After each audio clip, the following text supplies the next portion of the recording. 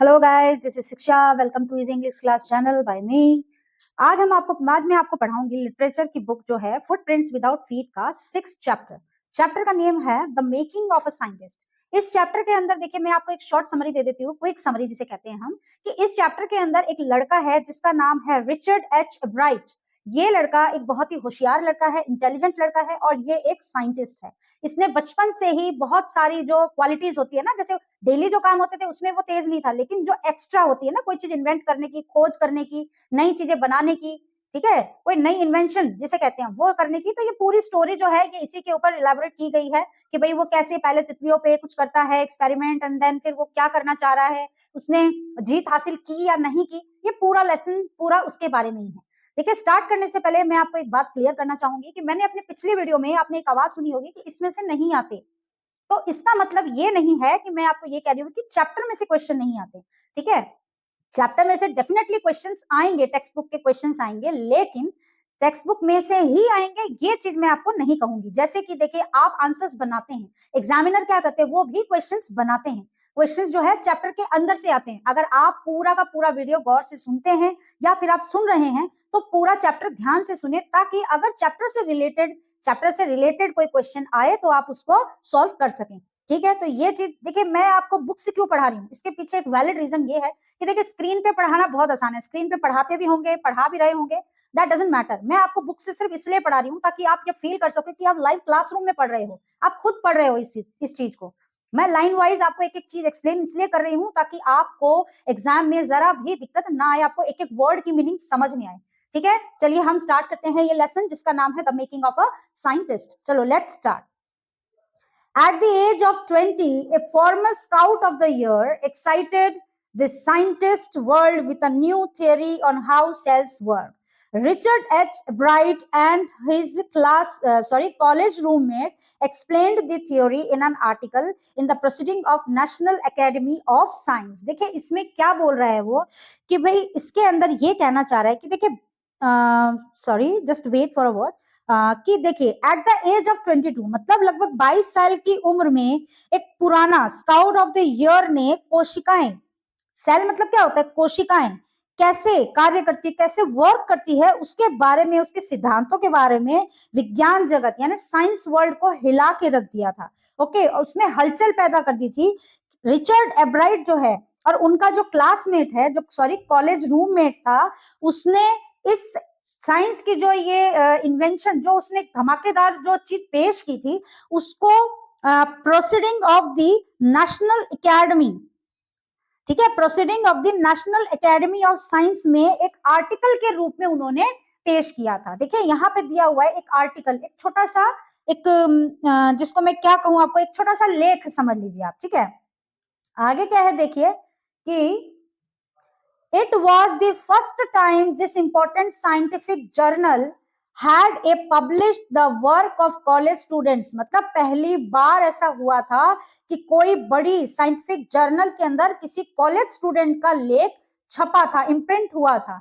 That would be making the big leagues. मतलब वो क्या कहना चाह रहा है कि खेल के क्षेत्र में, मतलब खेल के टाइम में ये, मतलब मैं कहा थी, that would be making the big leagues at the age of 15। मतलब ऐसा लग रहा था कि जैसे and hitting a home runs your first time at a bat। For Richard Ebright, it was the first in a long string of achievements in science and other fields, and it all started with butterflies। वो क्या कहना चाह रहे हैं देखिए, ये एक ऐसी उपाधि उसको मिली थी, ऐसी उसने जीत हासिल करी थी, जो उसका शौक था वो ये हासिल, जैसे ऐसे लग रहा था कि सिर्फ 15 साल का एक बच्चा जिसने घर में ही एक पूरी की पूरी टीम खड़ी कर ली है, क्रिकेट की या किसी भी चीज की, आप समझ लीजिए, यहाँ पे जो है वो क्रिकेट का दिया हुआ है, और उसने एक बार में ही छक्का मार दिया, एक बार में ही उसने जीत हासिल कर ली। वो रिचर्ड एब्राइट ऐसा था, ऐसा मतलब इम्पैक्ट पड़ा था उसके ऊपर। और रिचर्ड एब्राइट जो है, it was the first time in a long string of achievements in science and other field. मतलब साइंस और विज्ञान के क्षेत्र में और बाकी क्षेत्रों के अंदर ये पहली बार हुआ था कि एक कॉलेज स्टूडेंट जो बच्चा है, मतलब कॉलेज स्टूडेंट नहीं, एक 15 साल का बच्चा है जिसने जीत हासिल करी है, जिसने इतना बड़ा काम किया है। एंड इट ऑल, ये शुरुआत कब हुई थी, it all started with butterflies. यानी ये सब शुरू कब हुआ था? तितलियों को लेके। अब देखिए क्या है, एन ओनली चाइल्ड, मतलब एब्राइट जो था वो एक इकलौता बच्चा था, और वो कहाँ रहता था? देखिए, Ebright grew up north of Reading Pennsylvania, there wasn't much I could do there. वो क्या कह रहे हैं देखो, कि मैं पेंसिल्वानिया में एक मामूली से घर में पैदा हुआ, मतलब नॉर्मल से घर में, और मैं बहुत छोटा था उस टाइम पे। There wasn't I much I could do there, मतलब वहां ऐसा कुछ था नहीं जो मैं कर सकूं वहां पे। He said I certainly could play football और baseball with a team of one, मतलब वहां पे ऐसा था कि मैं अकेला ही पूरी टीम हूँ, मैं अकेला ही बास्केटबॉल भी खेल लूं, मैं बेसबॉल भी खेलूं, मैं फुटबॉल भी, मेरे पास कोई नहीं था, सिर्फ मैं अकेला था। But there was one thing could do so, that is collecting. हाँ, एक चीज जो है वो मैं वहां करता था, वो थी चीजें इकट्ठे करना, नॉलेज इकट्ठी करना, कि भाई मैं कहाँ से क्या कर सकता हूँ, जिस चीज में मुझे इंटरेस्ट था उस चीज के बारे में जानकारी हासिल करना। सो ही डिड, उसने वो किया, एंड डिड ही एवर, और हमेशा करता रहा, क्योंकि उसके अंदर नई चीज सीखने की चाह जो थी वो बहुत ज्यादा थी। Beginning in kindergarten, Ebright collected butterflies with the same determination that has marked his activities. He collected rocks, मतलब वो क्या कह रहे हैं देखो, कि Ebright collected butterflies, मतलब उसी चाह से, उसी डिटर्मिनेशन से उन्होंने क्या किया, सबसे पहले बटरफ्लाइज को कलेक्ट करना शुरू किया। That has marked his activity, जिसने ये देखा कि उसकी जो एक्टिविटी है वो कितनी ज्यादा अलग है, मतलब कि उसने क्या चुना, सबसे पहले तितलियां। उसके साथ साथ वो क्या कलेक्ट करते थे, रॉक्स या फिर फॉसिल्स, चट्टाने या उनके टुकड़े, एंड कॉइन्स या फिर सिक्के। He became an eager astronomer, eager astronomer मतलब वो क्या बन गया था, एक एस्ट्रोनॉमर भी बन गया था, जो कि समटाइम्स उसको देखा गया था कि वो तारे भी गिन रहा है बाहर बैठ के, तो वो एक ऐसा एस्ट्रोनॉमर बन गया था। ओके, नेक्स्ट है देखिए, from the first he had a driving curiosity along with a bright mind, मतलब शुरू से ही उसका दिमाग जो है वो तेज रफ्तार से दौड़ता है, मतलब हर चीज में बहुत तेज था वो। He also had a mother, उसकी एक मम्मी थी जो who encouraged his interest in learning, वो जो हमेशा उसकी बैकबोन बन के रहती थी, उसको एनकरेज करती कि नहीं तुम कर सकते हो, नहीं तुम कर सकते हो, और उन्होंने उसके लिए बहुत कुछ किया भी। क्या किया उन्होंने? She took him on trips, वो अलग अलग जगह उसको घुमाने लेके जाते। बॉट हिम टेलीस्कोप, टेलीस्कोप ला के दिया जिससे कि वो दूर तक देख सकता है, माइक्रोस्कोप ला के दिया, अच्छी डिजिटल क्वालिटी का कैमरा ला के दिया, पत्थरों के, चट्टानों के टुकड़े, माउंटेन मटेरियल, मतलब अगर कहीं माउंटेन पे हम जाते हैं तो वहां जाने के लिए हमें क्या क्या चाहिए, वो सारी चीजें, and other equipments, and help in many other ways, मतलब ये तो थे, इनके अलावा बहुत सारी चीजों में अलग अलग चीजें जो उसको चाहिए थी, वो सारी चीजें उन्होंने उसको लाके दी थी। तो यहाँ इस पैराग्राफ में देखिए एक क्वेश्चन आ सकता है कि उसकी मम्मी ने, ब्राइट की मम्मी ने उसके लिए क्या किया, तो यहाँ पे आप ये चीजें लिख सकते हो अगर आप समझ रहे हो तो।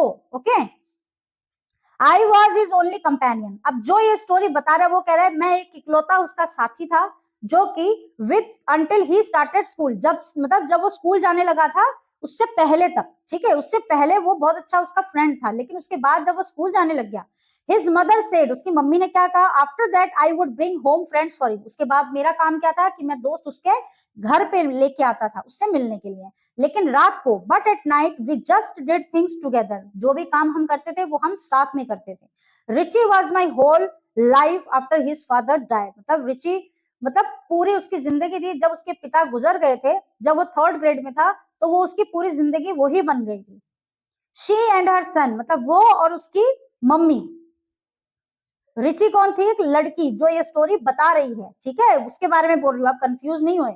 शी एंड हर सन, ठीक है, वो और उसकी बेटी, बेटा, सॉरी, शी एंड हर सन। अब यहाँ पे किसकी बात आ रही है, यहाँ पे बात आ रही है उसकी ब्राइड की, कि वो और उसका बेटा, यानी उसकी मम्मी और उसका बेटा, स्पेंट ऑलमोस्ट एवरी इवनिंग, हर शाम, at the dinner room table, मतलब डिनर की जो टेबल होती है वहां पे बैठ के वो हर शाम अपनी शाम वहीं पे गुजारते थे। किस लिए? If he didn't have things to do, I found work for him, मतलब वो हर शाम कोई भी डिस्कशन करनी हो, हर शाम वो अपनी मम्मी के साथ उसे डाइनिंग टेबल पे बिताता था, और अगर उसके पास कुछ नहीं होता था तो मैं उसके लिए काम ढूंढ लाता था। नॉट फिजिकल वर्क, मतलब घरेलू काम या ऐसे कुछ नहीं कि जिसमें ताकत लगे, बल्कि दिमागी काम, बट लर्निंग थिंग्स, नई नई चीजें सीखना। His mother said he liked it, मतलब उसकी मम्मी ने क्या कहा था, इब्राहिम की मम्मी ने उसको, रिची को, कि उसको ये सब चीजें पसंद है। ही वॉन्टेड टू लर्न, मतलब उसको या कोई भी चीज सीखना, नहीं कोई भी चीज उसको सीखना उसको बहुत पसंद है। एंड लर्न ही डिड, और वो सीखता भी था। He earned top grades in school, यानी स्कूल में वो बिल्कुल टॉप पे था, फर्स्ट नंबर पे। On everyday thing he was just like every other kid, मतलब बाकी जो नॉर्मल घर के कोई काम होते थे तो उसमें वो बाकी बच्चों की तरह ही था, कोई खास एक्टिव नहीं था।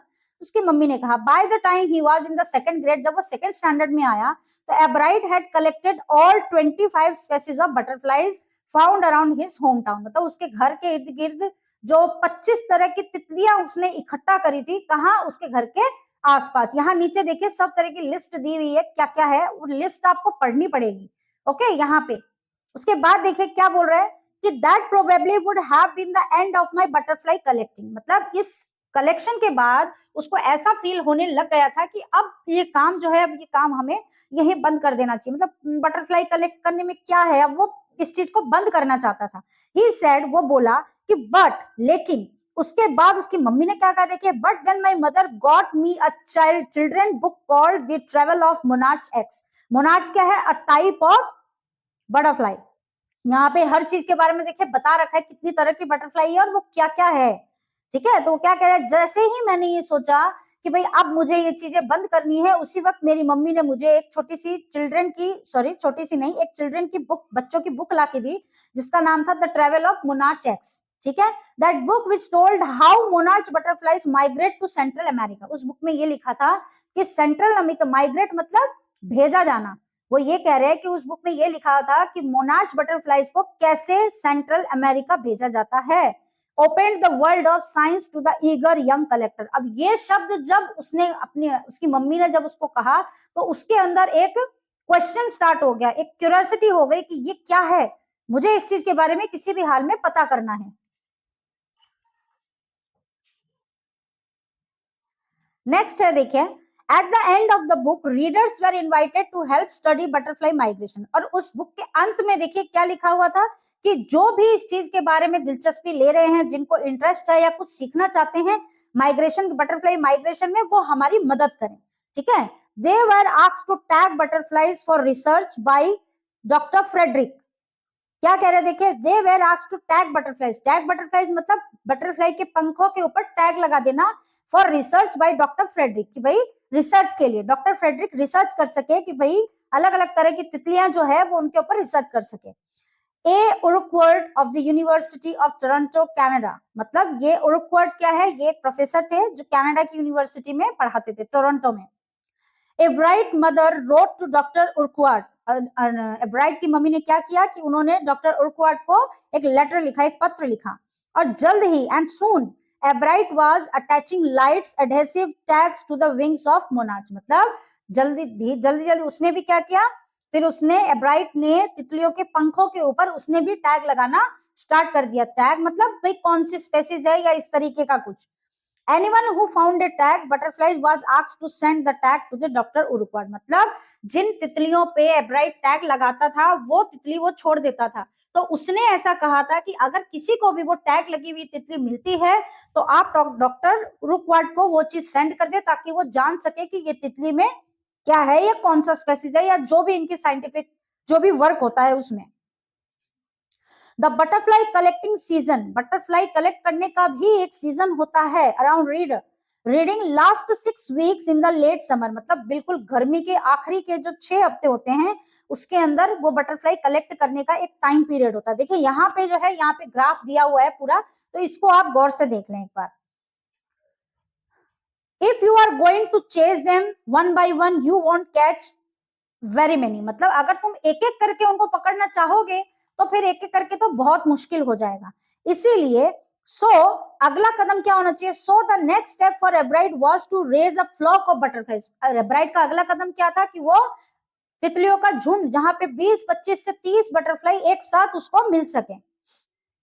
He would catch a female monarch, उसकी क्या इच्छा थी कि उसको एक फीमेल मतलब मादा मोनार्च को पकड़े, टेक हर एग्स, उसके अंडे निकाले, and raise them in his basement through their life cycle, मतलब एक अंडे, जैसे इनका भी एक लाइफ साइकिल होता है ना, जैसे बच्चा अंडा होता है, फिर उससे से निकलता है, फिर उससे थोड़ा एक स्टेज और होता है, फिर एक स्टेज और होता है, फिर वो अडल्ट बनता है।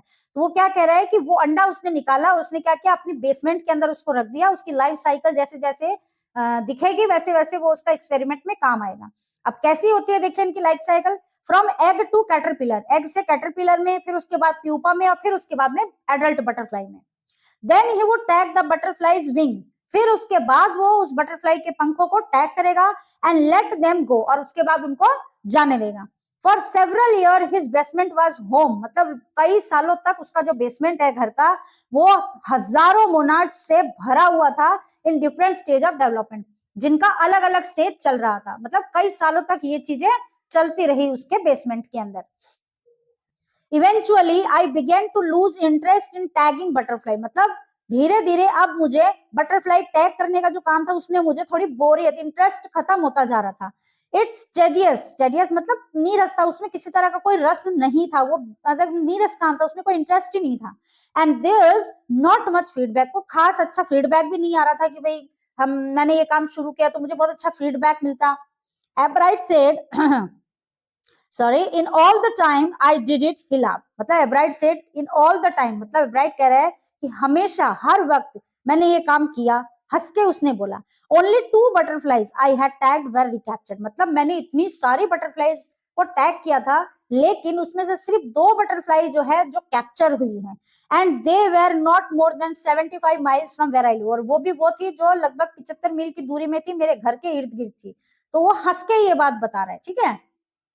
अगला है देखिए, then in the 7th grade he got a hint of what real science is when he entered a county science fair and lost, मतलब असली उसको साइंस के बारे में कब महसूस हुआ, जब वो 7th स्टैंडर्ड में था और उसको एक साइंस काउंटी साइंस फेयर में लेके गए थे, वहां पे किसी चीज में पार्टिसिपेट करने के लिए, और वो हार गया, ठीक है। It was really a sad feeling to sit there and not get anything while everybody else had won something। वो क्या कह रहा है, वो सिचुएशन जो उस मेले के अंदर पार्टिसिपेट करना और वहां हार के बैठे रहना और ये देखना कि मेरे पास कुछ भी नहीं है, मेरे अलावा जो भी है उन्होंने किसी ना किसी फील्ड में, किसी ना किसी कंपटीशन में वो जीते हैं, तो ये बहुत ही अजीब सी सिचुएशन थी उसके लिए। Right said his entry was slides of frog tissue, मतलब वो किस लिए गया था कि फ्रॉग्स यानी मेंढकों के टिश्यूज के एक्सपेरिमेंट के लिए अंडर माइक्रोस्कोप के नीचे वो कैसे दिखते हैं, उनमें क्या हलचल होती है, वो दिखाने के लिए वो गया था। Which he showed under a microscope, मतलब माइक्रोस्कोप के अंदर उसने दिखाया था। He realized the winners had tried to do real experiment, not simply make a neat display। वो क्या कह रहा है, उसके अनुसार उस मेले के अंदर, उसमें जो फेयर में जो कॉम्पिटिशन थे, उसमें सच में वो कह रहा है कि शायद उसमें जो जीते उन्होंने पता नहीं कितने एक्सपेरिमेंट्स, रियल एक्सपेरिमेंट्स किए हैं, कितनी मेहनत की होगी, तब जाके उन्होंने इंसेक्ट पे एक्सपेरिमेंट किया, मतलब वो कहना चाह रहे हैं। तो वो क्या कह रहे हैं कि वही he realize the winners had tried to do real experiment, जो जीते हैं उन्होंने सच में कोशिश की है एक्सपेरिमेंट्स को लेके, खाली मेरी तरह नहीं है कि भाई कोई चीज ले जाओ माइक्रोस्कोप के अंदर दिखाओ, बस उसमें क्या हो रहा है वो दिखाना। तो उसके लिए उसने जो किया वो इनफ नहीं था। Already the competitive spirit that drives Richard एब्राइड was appearing, मतलब उसके अंदर एक कंपटीशन की वो जग गई थी कि अब अगले साल उसको क्या करना है, उस चीज को उसको पता था कि भाई इस साल तो चलो मुझे नहीं पता था, लेकिन मैं आया, मैं हारा, उससे मुझे बहुत सीख मिली, कि अब वो पूरी तरीके से मेंटली प्रिपेयर था। वो क्या कह रहा है देखो, I knew that for the next year fair I would have to do a real experiment. वो क्या कह रहा है कि मुझे पता है कि जब मैं अगले साल यहाँ पे आऊंगा तो एक रियल एक्सपेरिमेंट मुझे लेके आना पड़ेगा, जो कि सच में ऐसा हो कि मुझे, मतलब मैं रियल में कोई चीज दिखा सकूं जिससे कि शायद मैं जीत भी जाऊं। He said the subject I knew most about was the insect, मतलब उसको जिस चीज में सबसे ज्यादा दिलचस्पी थी वो थी इंसेक्ट यानी कीड़े मकोड़ों के अंदर। Work I been doing in the past several, और इस चीज में इंसेक्ट में वो कई सालों से काम कर रहे थे, तो उसकी नॉलेज अच्छी थी इनके अंदर। So he wrote to doctor Urquhart for ideas, उसने डॉक्टर उर्क्वार्ट को अपने आइडियाज के बारे में बताया, और उन्होंने ये भी कहा है ब्राइट ने कि आप मुझे कुछ बताएं, कुछ आइडियाज दें कि मैं क्या करूं।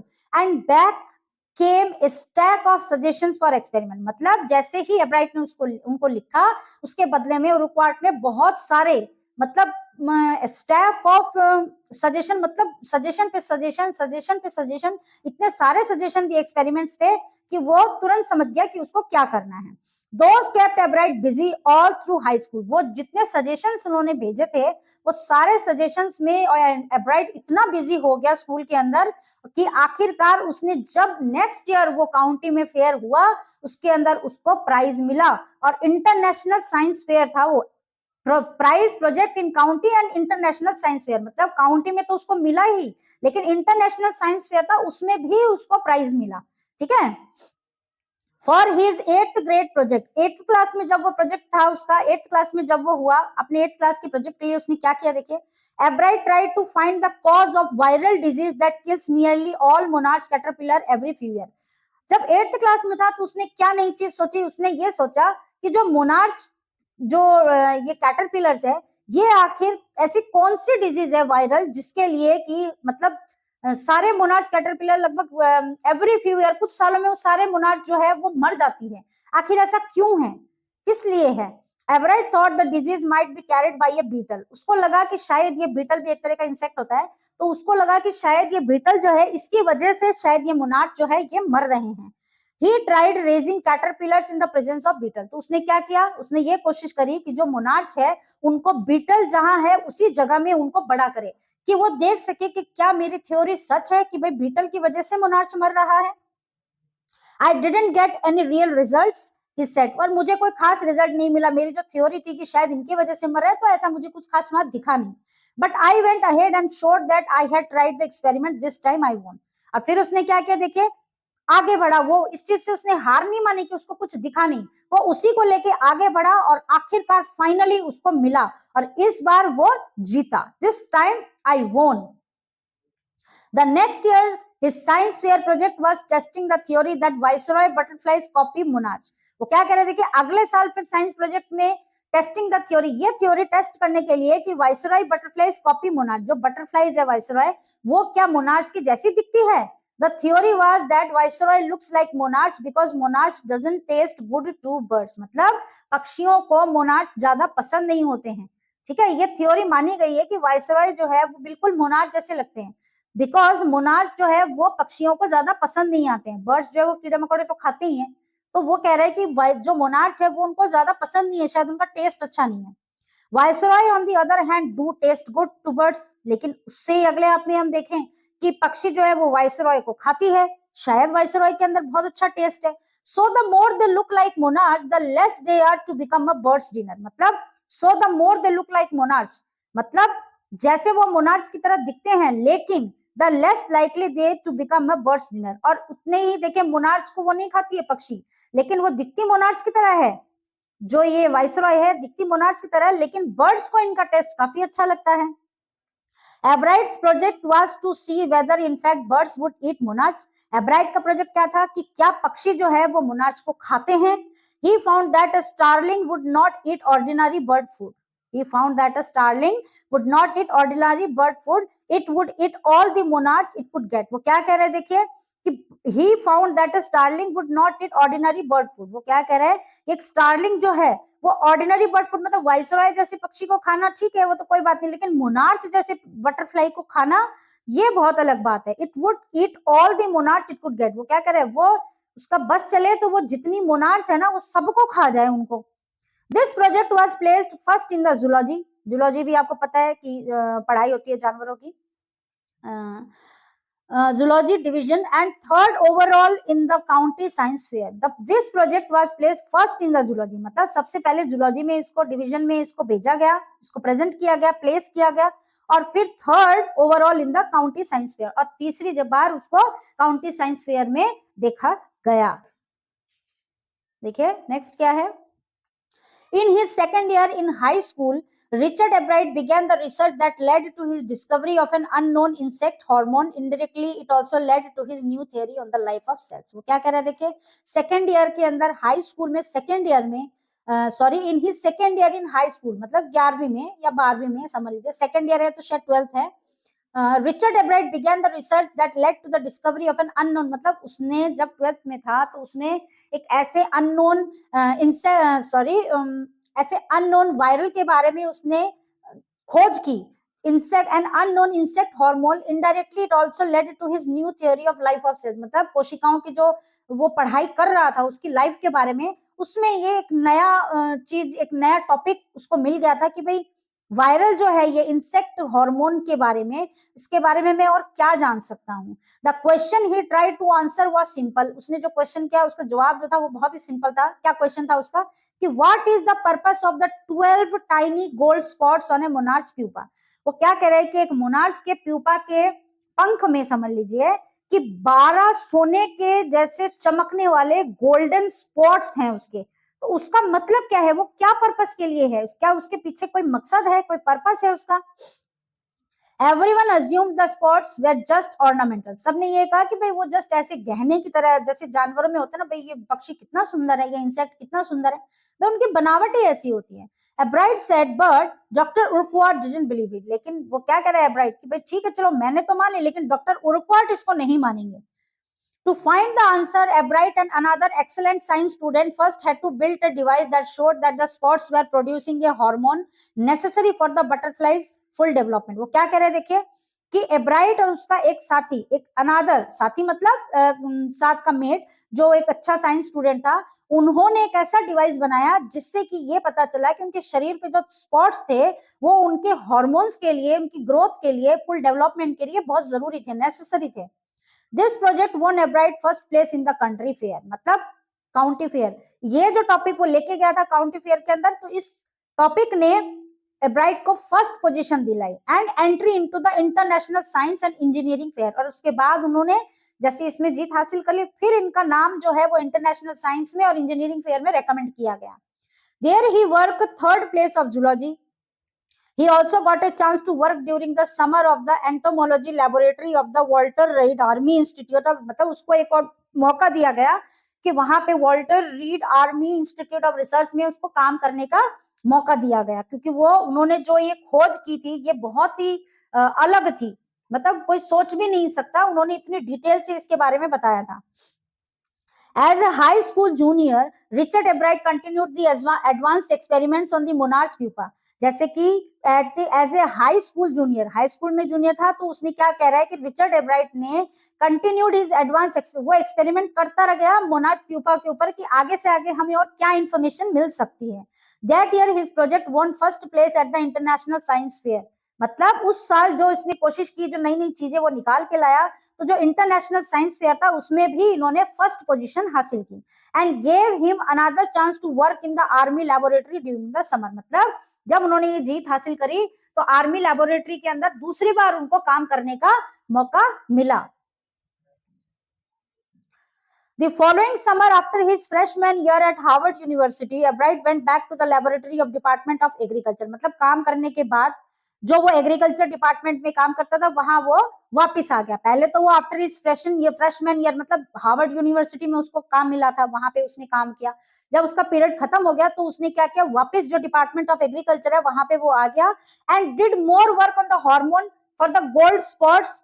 मतलब फिर जब वो अपने लैब में वापस आया, जो वहां पे एग्रीकल्चर की जो वो लैब थी जहां पे वो उसका एक्सपेरिमेंट कर रहा था कि वो गोल्ड स्पॉट है वो किस लिए है, उसी में वो आगे बढ़ने की कोशिश कर रहा था। Using the laboratory sophisticated instrument, मतलब वहां पे जो औजार वगैरह जो रखे थे, इंस्ट्रूमेंट्स रखे थे, sorry, he was able to identify the hormone chemical structure. उसको जैसे जैसे देखिए ये चीज नॉर्मल बहुत ही आम चीज है, देखिए कि अगर आप किसी चीज के पीछे पड़ जाए कि भाई मुझे ये चीज सीखनी है, तो इसके अंदर भी ये चाह थी कि भाई मुझे इसके बारे में डिटेल से जानना है, तो वो उन गोल्ड स्पॉट के पीछे पड़ गया और उसकी एक एक जो इंफॉर्मेशन थी, मतलब छोटी से छोटी इंफॉर्मेशन भी वो देख रहा था कि मुझे कैसे, तो इस चीज में उसने क्या किया, उसके हार्मोन का एक केमिकल स्ट्रक्चर बना लिया।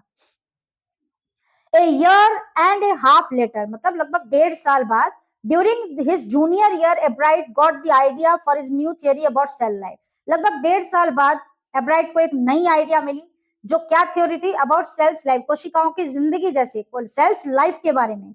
इट केम, सेल्स लाइफ बोले तो समझ रहे हैं आप, कोशिकाओं के बारे में। It came while he was looking at X ray photos of the chemical structure of hormone. ये उसके दिमाग में कब आया, जब वो केमिकल स्ट्रक्चर का एक्सरे यानी उसकी रिपोर्ट्स देख रहा था, उसका स्ट्रक्चर देख रहा था। When he saw those photos, Ebright didn't shout, Eureka, or even I have got it. But he believed that along with his findings about insects, hormones, the photos gave him the answer to one of biology's puzzles, how the cell can read the blueprints of its DNA.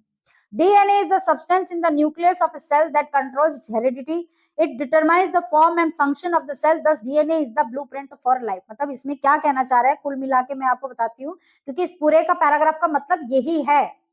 वो क्या कहना चाह रहा है देखो, कि ये जो वो सर्च कर रहा था ये क्या था, but he believe that along with his findings about insect hormones, the photos gave him the answer to one of biology puzzle, मतलब डीएनए क्या होता है उसको एक्चुअल में पता चल गया। वो क्या है, वो हमारी जिंदगी का ब्लूप्रिंट है। हम कहते हैं ना भाई इसके डैडी भी ऐसे थे, ये भी ऐसा ही है, इसकी मम्मी ऐसी थी, ये भी ऐसा ही है, ये तो अपने दादा पे गया, ये तो अपनी नानी पे गए। तो ये डीएनए जो है वो हमारा ब्लूप्रिंट है हमारी जिंदगी का, ठीक है। तो वो हॉर्मोन्स को बताता है कि भाई ये, हम कहते हैं भाई इसको ये आदत है, तो भाई हम कहते थे भाई ये आदत तो इसकी डैडी जैसी है, इसकी मम्मा जैसी है, इसकी ग्रैंडफादर जैसी है। तो उस चीज के बारे में बता रहा है। Ebright and his college roommate James R. Wrong worked all that night drawing pictures. वो पूरी रात, वो और उसका फ्रेंड जो मेट था उसका R Wrong, James R Wrong, वो पूरी रात पिक्चर्स बनाते रहे, drawing pictures and constructing plastic models, और मॉडल्स में बनाते गए वो प्लास्टिक के मॉलिक्यूल्स के, to show that it could happen, वो ये बताने के लिए कि भाई ये चीज होती है, इसको प्रूव करने के लिए। Together they letter wrote the paper that explain the theory. फिर उसके बाद में उन्होंने क्या किया, मॉडल्स बनाते बनाते वो एक पेपर पे रिटन वर्क भी कर रहे थे, जिसमें पूरा पेपर बनाया जाता है, मतलब जैसे बोलते हैं ना प्रूफ। तो उसके लिए उन्होंने अपने पेपर पे भी एक एक डिटेल्स, जो एक एक थ्योरी थी, वो पूरी थ्योरी उन्होंने स्टेप बाय स्टेप एक्सप्लेन कर रखी थी। Surprising no one who knew him, Richard Ebright graduated from Harvard with highest honours. देखिए Richard, surprising no one who knew, मतलब ये कोई नई बात नहीं है, लेकिन फिर भी मैं बता रहे स्टोरी के अंदर कि रिचर्ड एब्राइट ने जब ग्रेजुएशन ली तो वो हार्वर्ड में हाईएस्ट, सबसे ज्यादा नंबर आने वाले सेकंड पोजीशन पे वो आए थे। लगभग 1510 बच्चों में उनकी सेकंड पोजीशन आई थी। Ebright went on to become a graduate student researcher at Harvard. Ebright went on to become a graduate student, मतलब वो अब ग्रेजुएट स्टूडेंट करने के लिए हार्वर्ड गया। फिर हार्वर्ड में किस फील्ड में गया, वो हार्वर्ड में मेडिकल स्कूल में गया अपनी आगे की पढ़ाई पूरी करने के लिए। There he began doing experiments to test his theory. अब उसने जो थ्योरी बनाई थी उसके ऊपर एक्सपेरिमेंट्स करने के लिए वो हार्वर्ड मेडिकल स्कूल में उसने एडमिशन ले लिया। If the theory proves correct, अगर वो थ्योरी सही हुई, it will be a big step towards understanding the process of life। अगर ये थ्योरी सही हुई डीएनए वाली, तो ये समझ लो कि अपने जीवन को समझने के लिए बहुत आसानी हो जाएगी, कि उसकी लाइफ साइकिल अगर हम किसी की बता सकते हैं तो ये बहुत ही आसान हो जाएगा, ठीक है। It might also lead to new ideas for preventing some types of cancer and other disease। देखिए क्या बता रहा है वो, हम बोलते हैं ना हेरिडिटरी होती है, भाई इसके पापा को कैंसर था तो इसको भी हो सकता है, शायद इसके अंदर वो कीटाणु आ सकते हैं। तो वो ये कहना चाह रहे हैं एब्राइट कि इस तरीके की जो सिचुएशन कंडीशन हो सकती है उसको भी हम बचा सकते हैं अगर हमारा डीएनए का जो थ्योरी है वो करेक्ट हुई तो। All of this is possible because एब्राइट scientific curiosity. ये कैसे पॉसिबल हुआ ये सारी चीज, क्योंकि एब्राइट के अंदर जो एक क्यूरियोसिटी थी कि मुझे ये चीज करनी है, मैं इस चीज को करके रहूंगा, इस चीज टॉपिक को वो पीछे पड़ा रहा, हार नहीं मानी, हाँ फाइनली उन्होंने ये अचीव कर लिया। और उसकी मदद से ही हमें बहुत सारी, देखिए इस तरीके के साइंटिस्ट होते हैं, उनसे ही हमें नई नई चीजों के बारे में पता चलता है, जैसे कैंसर जैसी बीमारी की भी दवाइयां बन रही है, ठीक है। तो देखिए क्या बता रहा है, okay, his high school research into the purpose of the spot on a monarch's pupa eventually led him to his theory about cell life। जब उसने हाई स्कूल के अंदर वो प्यूपा के गोल्ड स्पॉट के बारे में बात कर रहा था, जब वो सर्च कर रहा था, रिसर्च कर रहा था, उस वक्त उसके दिमाग में ये आई कि भाई सेल्स की जो लाइफ है, थ्योरी है, उस पर भी उसके दिमाग में एकदम से ये चीज आई कि भाई मुझे ये चीज भी करनी चाहिए। तब उन्होंने ये कदम उठाया था। Richard Ebright has been interested in science since he first began collecting butterfly। जब उसने पहली बार बटरफ्लाई कलेक्ट की थी तब से उसके अंदर साइंस का जो इंटरेस्ट इन साइंस, मतलब विज्ञान में जो उसकी दिलचस्पी थी वो तब से ही स्टार्ट हो गई थी। But not too deeply that he hasn't time for other interest, मतलब उसके but not so deeply that he hasn't time, मतलब इतनी भी नहीं थी उस टाइम पर। ठीक है, उसको ये था कि तितलियां कलेक्ट करना और उसके बारे में देखना, लेकिन बाकी चीजों के लिए उसके पास टाइम नहीं था, ऐसे नहीं बोल सकते हम। Ebright also became a champion debater and public speaker. वो देखिए चैंपियन डिबेटर भी, डिबेटर क्या होते हैं, जो किसी टॉपिक के ऊपर डिबेट कर सकते हैं, उसकी जो थ्योरी है उसको रख सकते हैं कि जो मैं कह रहा हूं वो सच है। और एक स्पीकर भी बन गया, वो किसी चीज के बारे में स्पीच देना, भाई अगर उसको मेडिकल है तो ऑब्वियसली प्रोफेसर है, स्पीच अगर वो देगा किसी चीज की, देखिए मेडिकल कॉलेजेस वगैरह में तो आए दिन ये चीजें होती रहती है कि स्पीच देने के लिए आते हैं, उनकी जो स्पीच होती है वो भी बहुत ज्यादा अच्छी होती है, बहुत ज्यादा कारगर होती है, बहुत नॉलेज मिलती है उनकी स्पीच से। And a good canoeist and all round outdoor person. He is also an expert photographer, मतलब वो एक अच्छा फोटोग्राफर भी था particularly of nature and scientific exhibits, मतलब नेचर से रिलेटेड फोटोज भी बनाता था और साइंटिफिक एग्जिबिट्स मतलब जो साइंस में उसके प्रोजेक्ट थे या क्या है, कौन सा डेवलपमेंट कब हो रहा है, इससे अंडे से कब वो कैटरपिलर बना या कब, इन सब चीजों की पिक्चर्स मतलब इससे रिलेटेड। तो वो बहुत अच्छा फोटोग्राफर भी बन गया था। इन high school Richard एब्राइट was a straight student, मतलब हाई स्कूल में बहुत ही सीधा साधा सा बच्चा था। Because learning was easy, he turned a lot of his energy towards the debating and model united nation club। वो क्या कह रहे हैं, आसान था लर्न करना, उसके अंदर जिज्ञासा थी कि उसको कुछ सीखना है, और यही जिज्ञासा यही एनर्जी उसको टुवर्ड्स द डिबेटिंग, जब डिबेट करना एक आम बात नहीं है, इसके लिए भी बहुत गट्स चाहिए, अपने आप पे कॉन्फिडेंस चाहिए कि जो मैंने कहा है, जो मैं कर रही हूँ या कर रहा हूँ वो बिल्कुल सही है, अपनी बात रखना, ठीक है। He also found someone to admire, Richard A. Weir, his social study teacher and advisor to both clubs। वो क्या कह रहे हैं देखिए, he also found someone to admire, मतलब उसको भी कोई ऐसा मिला जिसको वो admire कर सके, वो था रिचर्ड ए वेयर, इसका his social study teacher, उसकी एसएस की टीचर, एसएस का टीचर, ठीक है। And adviser to by both clubs, और वो उसको एडवाइस भी करते थे, किसी भी फील्ड में अगर उसको हेल्प चाहिए तो वो उसको एडवाइस भी करते थे। He opened my mind to new ideas, उन्होंने मेरे दिमाग में नई नई आइडियाज कैसे लाई जाए, या मतलब वो मेरी इतनी हेल्प करते थे कि मुझे नई नई आइडियाज बताते भी थे और नई नई आइडियाज मैं बनाने भी लग गया था। Albright said, Richard would always give the extra effort. Mr. Weir said, what pleased me was here was the person who put in 3 or 4 hours at night doing debate research, besides doing all his research with butterflies and his other interests। वो क्या कह रहा है, Richard कह रहा है कि Richard would always give him extra effort. Richard जो है वो उसको हमेशा से एक्स्ट्रा एफर्ट देता था, क्योंकि वो उसका मानना था कि एक ऐसा इंसान जो डिबेट के लिए रात को 3 से 4 घंटे लगातार कोशिश कर रहा है, मेहनत कर रहा है, सिर्फ एक डिबेट एक थियरी बनाने के लिए, प्रूफ करने के लिए, उसके अलावा भी वो रिसर्च करता है या किसी भी फील्ड में अगर वो जाता है तो उस चीज को वो करके दिखाता है, और बाकी किसी चीज में भी अगर वो इंटरेस्ट ले रहा है, अगर वो काम करना चाह रहा है तो वो काम करता है।